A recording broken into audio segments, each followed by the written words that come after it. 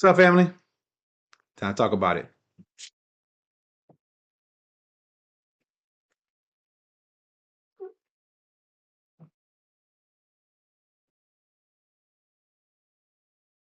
Theme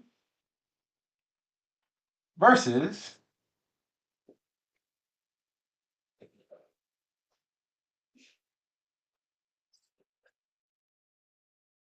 STEM. Theme versus STEM. Let's talk about it. Let me first start off with saying, from a personal perspective, as well as from a professional viewpoint, I do not have, nor do I communicate any issues with STEM versus STEAM. Not in the true heart of either one of them. If you call your program a STEM program, perfectly fine. If you call your program a STEAM program, perfectly fine. I've had opportunities to build both in terms of what it's referred to as. I have had the opportunity to work with teachers, educators, community partners who have STEAM programs or STEM programs. I've even seen at the K-5 level, they lean into STEAM. And then when you get into the middle school and high school level, they start to shift to STEM. I've seen those. I have no problem with either direction. However, what I do have a problem with is the way in which the difference is communicated. And so let's break it out. We walked through STEM before. STEM is science, technology, engineering, and math. Most of you already are familiar with it, and most of you already know STEAM. But just for those who might not already know, STEAM is STEM plus arts. So science, technology, engineering, arts, and math. That is STEAM. The way in which I was introduced to STEAM, this was when I was still working in the academia space, working at Johns Hopkins. There were conversations that we had with different individuals, and I was being pulled into different conversations about how to ensure that there is a balanced approach in education. And there was a concern across K 12 that some of the more liberal arts and elective focus, those creative arts courses, were beginning to lose focus. They were not being supported at the same funding levels as the core courses like the math and science. And so there was a need to really infuse more support for those. And as we saw that STEM at the time, STEM was picking up so much momentum.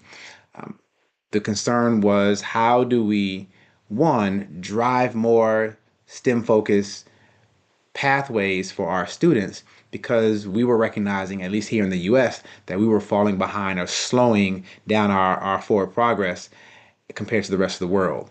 We were no longer the top when it came to science and math, so we needed to be able to remedy that. We were also seeing innovation and creativity and new technological advances coming from other places around the world. And there was a need for us to say, we got to jumpstart our foundation. We got to go back to these next generations of leaders and future world changers. Let's start pouring into them now. And so STEM began to gain a lot of traction.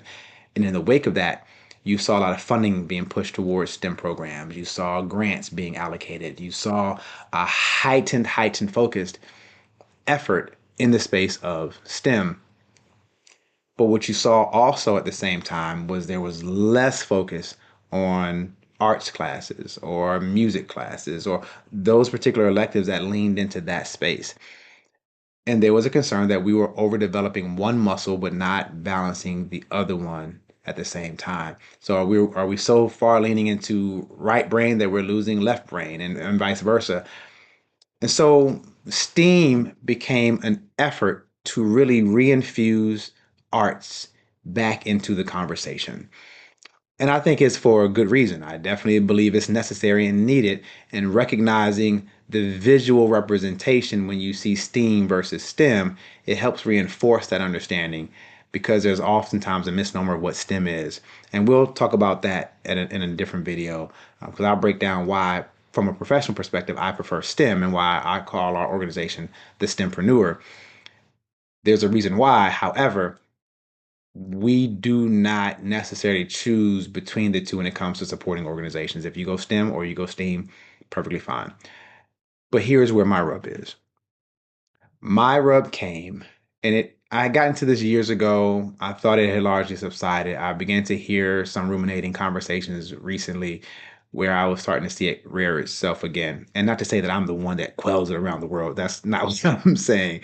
But in my own little small pocket, I began to hear conversations that were presenting STEAM in a way that for a long time I thought had been done away with. Originally, and even now, we're starting to see STEAM is being presented in a way that I believe is detrimental to some students. There are some people who will communicate that STEAM is required because you have to have that A added into the STEM. Otherwise, without the A, you cannot be creative. Without the A, you won't be able to innovate and use your imagination to come up with something new. What does that tell our students? If I'm a student who loves math and science, but I don't see myself as being imaginative, and you tell me without the A, I cannot be successful, but my passion is over here, I don't really like to do those types of artsy things. I prefer the things that I think are more concrete or structured in terms of how I see it. You just communicated to them that they won't be successful. And that I do not believe is fair. The reality is, yes, to be successful with innovating new technology and advancing the state of the art, you have to be artistic. You have to be imaginative. You have to be able to think outside of the box. Absolutely. But it doesn't necessarily show itself as drawing and sketching and painting. It shows itself in other ways. But at the same time, when you have that person who's artistic, you look at the other end of the spectrum, you have somebody who's very conventional in how they approach things. They love a step one, step two, step three. They like to structure, they like organization.